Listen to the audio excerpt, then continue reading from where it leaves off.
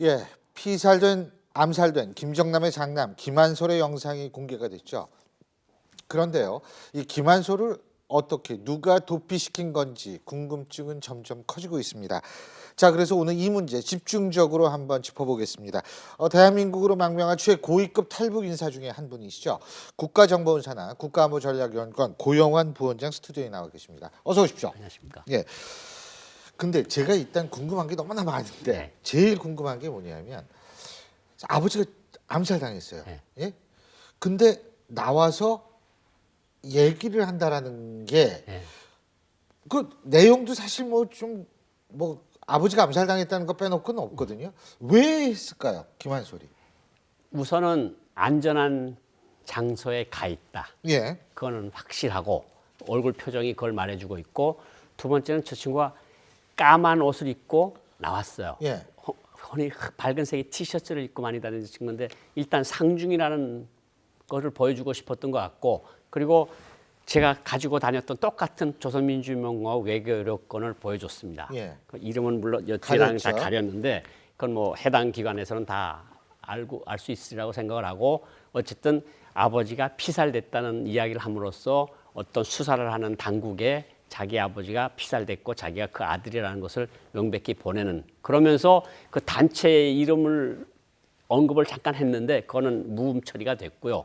그래서 어쨌든 가장 중요한 것은 안전한 것에 누구의 도움을 받아서 갔고 나는 건재하며, 그리고 우리 아버지는 피살된 김정남이 맞다, 이런 메시지를 정하려고 했던 건 분명한 것 같습니다.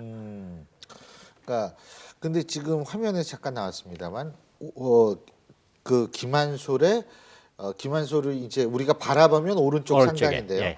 그거는 그 거기에 붙어 있는 게 아니고 예. 그 천리마 저 민방위 예. 그 마크 붙어 있는 게 아니라 그 화면에서 붙인 거거든요. 예. 근데 천리마 민방위 일단 제가 이거 여쭤보고 싶어요. 북한에서 이런 단어 씁니까?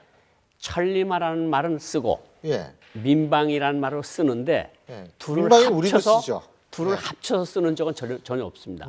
그리고 천리마라고 하는 거는 기밀성을 금방 연상시켜서 탈북 단체들이 흔히 쓰는 말은 아닙니다. 그런데 다만 여기에 우리가 자세히 뜯어보면 CHEOLL 하는 말이 북한에서 쓰는 거는 CHO거든요. 오죠. E가 없죠. 없거든요. 예. 그러니까 차별성을 분명히 뒀습니다. 그러니까 어떤 생각이 저는 이걸 보면서 많이 들었는가 하면, 천리마라고 하면 일단 북한 사람들은 많이 들여다봅니다. 이건 북한에만 있는 이야기니까. 그런데 어쨌든 북한에서 김일성이가 쓰는 그 천리마하고 우리 천리마는 다르다는 목적에 이를 잡아놓지 않나, 이런 생각이 들고요. 민방이라는 것은 뭐 시빌 디펜스라고 디펜스죠. 썼는데 그거는 그 민방이라는 그 의미보다도 어떤 민간인을 구출한다는 의미로 쓴 것이 아니냐, 이런 생각이 드는데, 어쨌든 저러한 조직은 이제까지 알려지질 않았고, 그리고 이제부터 존재란, 자기네가 북조선 인민들에게라는 글을 남겼고 언제든지 도와줄 수 있다고 했어요. 그러니까 저 사이트가 계속 존재할지 안 존재할지는 모르겠지만 어쨌든 저 조직은 어쨌든 있다고 한다면 굉장히 비밀 결사 같은 그런 조직이 성격이 굉장히 심하고, 그리고 앞으로도 저 사이트가 계속 남아있다면 북한 사람들이 저기에다가 SOS를 보내겠죠. 나가 어디 있는데 구해달라. 있다고 한다면이라고 말씀하셨는데요. 네. 부원장님도 사실 못 들어보셨죠? 처음 들었습니다. 그죠? 네. 근데 이게 지금 있는 건지 아니면 김한솔의 건지함과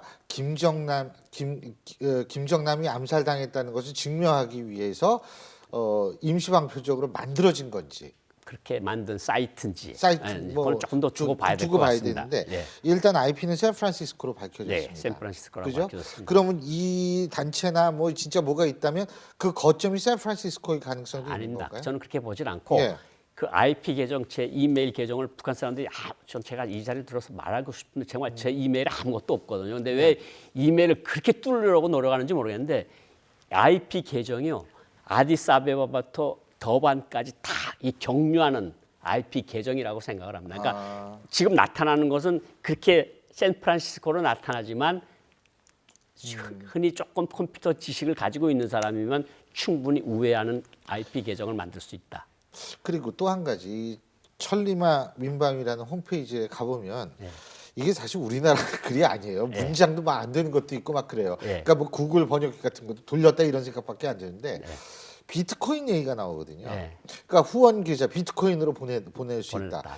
비트코인까지 얘기를 하는 걸 보면 나름대로 상당히 신경은 많이 썼다 이런 생각이 들거든요. 네. 그리고 사실은 지금 마카오라고 하는 나라가 중국 당국의 영향력 아래에 있는 나라인 것만은 틀림없지만 북한 사람들이 많이 드나드는 장소거든요. 저 마카오라는 데가 중국 당하고 붙어 있고 마카오에서 빠져나오는 게 아마 제일 급선무였을 겁니다. 저 가족은. 왜냐하면 지금 말레이시아에 있는 북한인만 1,000명으로 지금 추정을 하고 있는데 거기에 못해도 50에서 100명 정도는 보이송이나 공작원 요원들이 있다고 보면 샅샅이 뒤지고 있을 가능성이 충분히 높거든요. 그러니까 저 사람이 동영상에서 말을 할 때 미국 정부, 중국 정부, 네덜란드 정부 그리고 무명의 정부 그리고 북한인 친구를 언급을 했어요.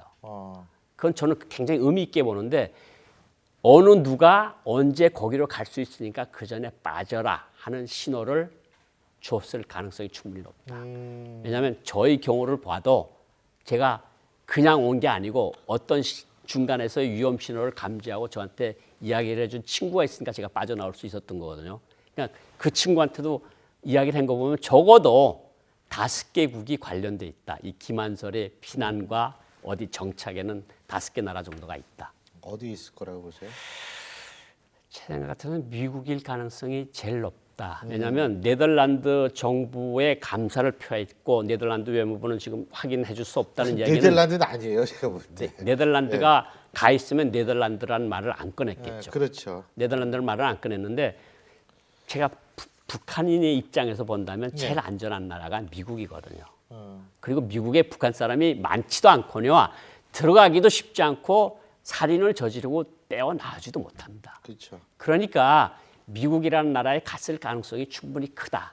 그리고 네덜란드도 분명히 보호를 해줬고 그것이 어떤 이유로든지 어떻든 대만도 경유했다 그러던데. 대만 경유에서 빠져나간 것으로 그렇게 나오는데 아마 처음에 SOS를 친 것이 네덜란드 정부가 아닐까. 왜냐하면 저 김한설의 당숙벌이라고 할 수 있죠. 고모당숙, 당고모라고 할 수 있는 이남옥이 성혜림의 언니 성혜랑의 딸 이남옥이하고 성혜랑이가 한동안 네덜란드에서 살았거든요. 그 저희들이 알건대는 네덜란드에 왔다 갔다 했어요. 그러니까 네덜란드가 저 사람한테 친근한 이미지로 들어와 있을 겁니다. 그리고 네덜란드가 원래 관용의 나라고 인권에 굉장히 중시를 하는 나라이기 때문에 네덜란드의 도움을 받았는데 안전한 나라에 가 있을 거다. 그 안전한 나라는 뭐 내가 보건대는 미국일 가능성이 우리나라 높다. 망명 가능성은 어떻게 보세요?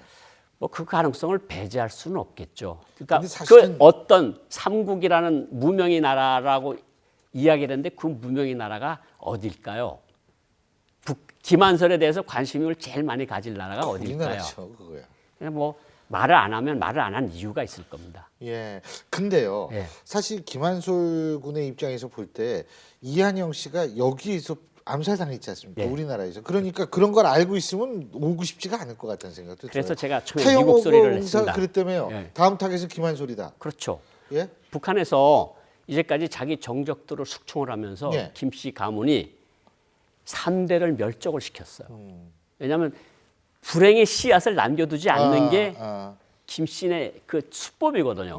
김정남이를 자기 삼촌이라고 하는 사람을 죽였는데 자기가 위험하지 않다고 생각을 하겠습니까? 그리고 다음 타겟은 분명히 김한솔일 거고 말하는 거 보면 굉장히 똑똑하고 외국어도 잘하고 그렇죠. 프랑스의 시앙스포라고 하는 대학 똑똑치 못한 사람 들어가지도 못하는 대학이거든요. 거기를 다녔고 영국의 더 좋은 대학을 가고 다 준비를 했던 친구가 지금 중간에서 아버지가 이렇게 되는 통에 지금 저렇게 됐는데 결국은 저 친구도 결국은 뭔가 생각하는 게 있으면 누이 동생과 어머니의 안전이 가장 철저히 보장될 수 있는 나라를 선택을 했겠죠. 근데 이렇게 영상으로 찍은 게 옳은 선택인지는 모르겠어요. 저는 옳은 선택이라고 생각합니다. 왜요? 왜냐하면 주목을 받으니까. 유튜브라고 하는 게 북한 해외에 나와 있는 공관원, 주재관, 외교관들이 제일 많이 들여다보는 사이트가 바로 유튜브입니다. 예. 유튜브에 저걸 알림으로써 김정은 지도자의 비정함에 대한 걸 폭로한 거거든요. 아버지가 피살당했다는 거. 아마 나와 있는 북한 사람들 저거 다 봤을 겁니다. 외국에 나와 있는 북한 사람들은. 그리고 저기다 메시지를 넣은 것이 피살됐고 내가 누구고 하는 것을 밝힌 거는 말레이시아 당국에도 도움이 되면 되는 거지 안 되는 건 아니거든요. 그리고 다시 한번 반복해서 말하지만 저렇게 말을 하고 동영상을 올려놓을 정도면 이미 완전히 안전 지역에 들어가서 자리를 잡았다. 그렇게 보시면 될 것 같습니다. 뭐 3달 전부터 암살을 준비했다 북한이 뭐 이런 얘기도 나오지 않습니까? 예, 3개월 전부터. 그죠? 예. 근데 어쨌든 지금 이 김한솔 군이 이런 식으로 나오면 북한도 굉장히 더 껄끄러워질 수밖에 상황이 그러니까 안 제가 예. 지금 항상 예. 또 우리 사무실에서 일하는 같은 예. 동료들한테도 이야기하는 게 뭐냐면 예.